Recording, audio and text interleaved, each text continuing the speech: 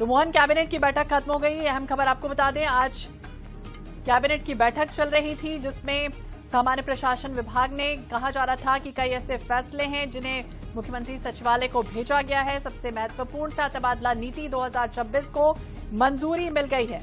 तो मध्य प्रदेश सरकार की वर्ष 2026 की नई तबादला नीति, जहां कैबिनेट की बैठक में इसे मंजूरी दी गई है, अध्यक्षता थी सीएम की, और कई ऐसे अहम फैसले हैं जिन्हें लागू भी किया गया है। यानी कि तबादला नीति 2026 सबसे प्रमुख ड्राफ्ट के प्रस्ताव पर मुख्यमंत्री और मुख्य सचिव के बीच लगातार चर्चा हो रही थी और इसे कैबिनेट में लाने के लिए प्रस्तावित किया जा रहा था।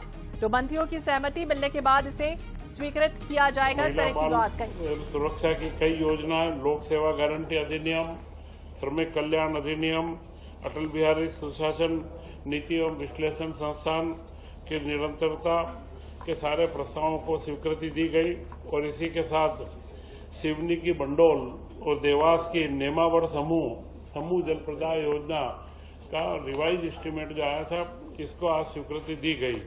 इन सारे विकास कार्यों के बाद बहुप्रतीक्षित जो तबादला नीति थी, मुख्यमंत्री जी ने पिछले वर्ष भी तबादला नीति दी थी और इस वर्ष भी उन्होंने उसकी निरंतरता रखी है कि इस वर्ष भी मध्य प्रदेश में 1 जून से 15 जून तक तबादले किए जाएंगे।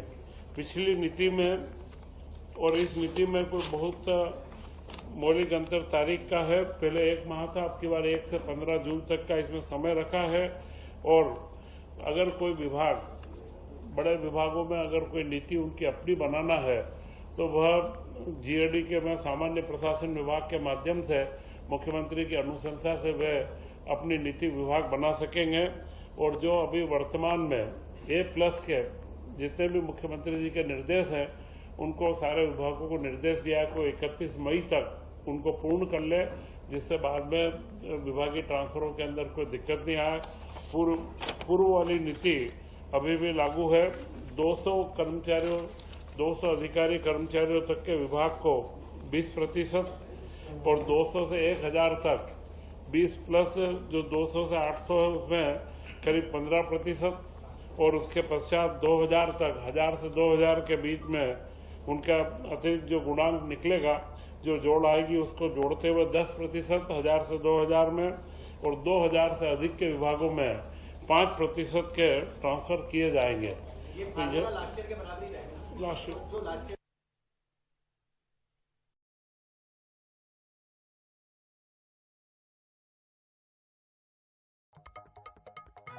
कैबिनेट मंत्री जानकारी दे रहे हैं। बता दें, सीएम डॉक्टर मोहन यादव की अध्यक्षता में कैबिनेट की बैठक हुई जिसमें तबादला नीति को लेकर प्रशासनिक और स्वैच्छिक तबादले अलग अलग रहेंगे की जो लिमिट है वो भी तय की गई है। कुछ जो कार्यरत कर्मचारी हैं 10 से 15% तबादलों को ही अनुमति दी जा रही है और इसी व्यवस्था में स्वैच्छिक और आपसी यानी कि म्यूचुअल तबादले भी इसी कोटे का हिस्सा है। यानी कि तबादला नीति 2026 को मंजूरी मिल गई जाएगा। और पति पत्नी के स्थल स्थानांतरण स्वयं की बीमारी, एक मुख्य ध्यान आप रखें कि इधर उधर पर रिश्तेदारों की या परिवारों की नहीं, स्वयं की बीमारी तथा निर्धारित सीमा में उनको बाहर रहेंगे। 2 चीजों को इस बार इसमें बाहर रखा है, क्योंकि कई ऐसे पति पत्नी के जो ट्रांसफर है या खुद स्वयं बीमार है, उन ट्रांसफर को इससे बाहर रखा गया। बाकी सारे ट्रांसफर इसके अंदर समाहित किए जाएंगे। निर्णय है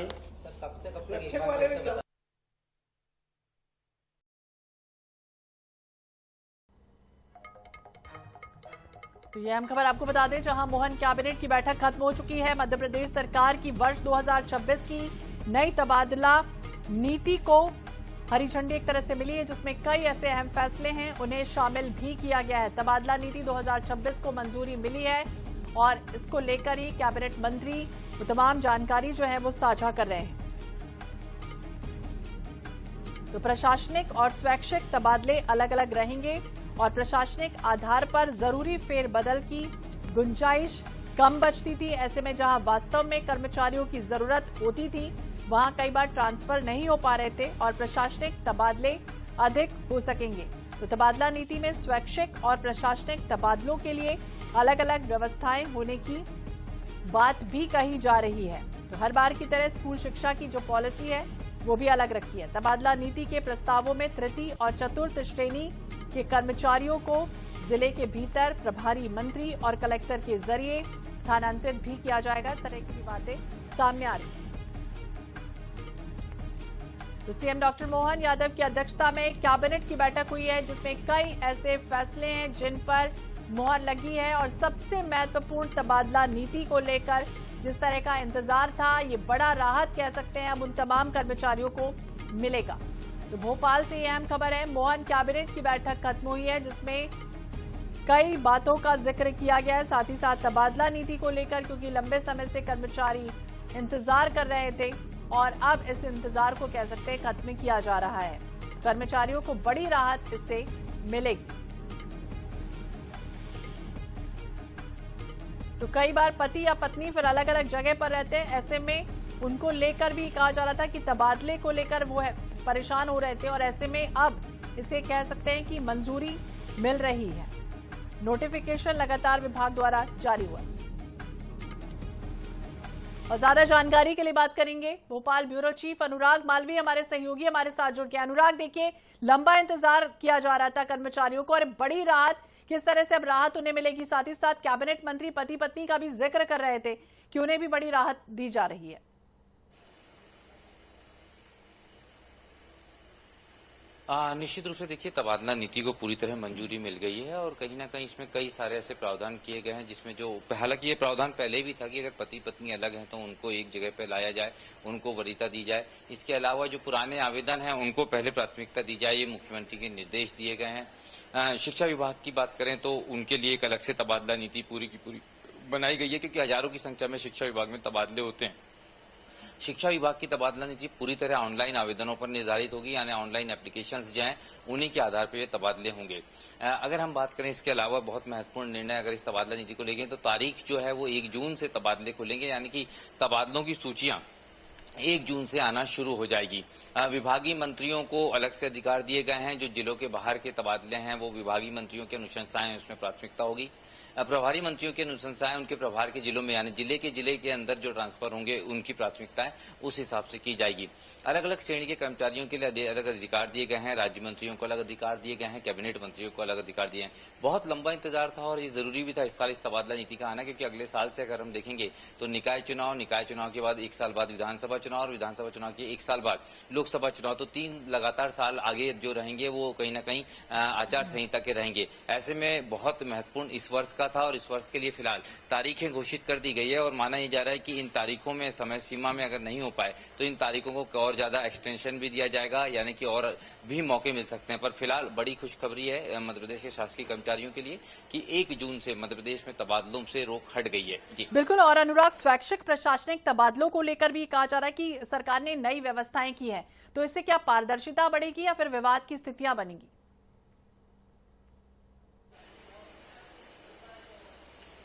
देखिए, मुझे लगता है कि इससे पारदर्शिता बढ़ेगी, क्योंकि अगर शैक्षिक तबादले की बात है तो दोनों लोगों को पता है आपस में जिनको जाना है। एक तो ये बहुत इंपॉर्टेंट होता है कई बार कि 2 लोगों को आपस में एक दूसरे की जगह एक्सचेंज करना है, 2 आवेदन है, तो उसमें आप ज्यादा मुश्किलें पैदा नहीं कर सकते। दूसरी अगर हम बात करें प्रशासनिक तबादलों की और शैक्षिक की, तो प्रशासनिक तबादले वो होते हैं जहां पर एडमिनिस्ट्रेटिव इंपॉर्टेंस होता है, आवश्यकताएं होती है, पदों की जरूरत होती है, उन जगहों पर कर्मचारियों को भेजा जाता है, उसमें कर्मचारियों की मर्जी नहीं होती। तो वो तबादले जो हैं वो भी यहाँ पर खुल रहे हैं। और शैक्षिक तबादलों की बात करें जहाँ पे कर्मचारियों की जरूरत होती है, परिवार की आवश्यकताएं होती है, डिपेंडेंसी होती है, किसी के छोटे बच्चे होते हैं, बुजुर्ग माता पिता होते हैं, पति पत्नी होते हैं, इस तरह की परिस्थितियों को शैक्षिक तबादलों के अंतर्गत लिया गया है। जी तो बिल्कुल अब देखना होगा कि और इसके बाद कर्मचारियों में किस तरह से राहत आती है या फिर क्या कुछ होता है। तबादला नीति 2026 को मंजूरी मिली है। बहुत बहुत शुक्रिया अनुराग तमाम जानकारी के लिए और बातचीत करने के लिए।